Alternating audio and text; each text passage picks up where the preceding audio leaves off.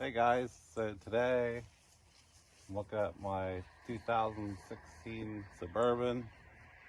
I noticed the tires were worn out on the inside, and they're not even really that old. We just got them like maybe 5 months ago, but I probably should have had them rotated since then. So I just noticed that they're wearing pretty good on the inside here. So I just wanted to see if the wheel bearing was going out, or if it was a tie rod end. So I'd have it jacked up so the wheel's free. So what you want to do is pretty firmly wiggle it from top to bottom, this way. And if it's solid, then the wheel bearing is fine, which it is.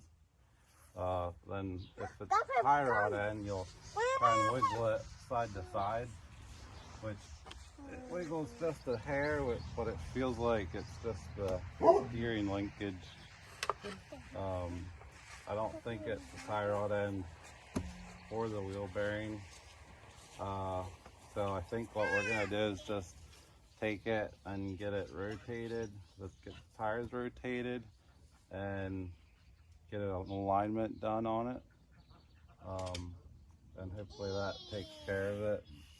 Although I did talk to the shop guy, and he said that Suburbans are known to wear on the inside right here. So knowing that, I would probably rotate them more than what I would normally do. So yeah, at this point it doesn't look like we need to put a wheel bearing on.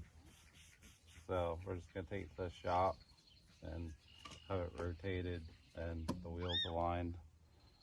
So, all right, till next time.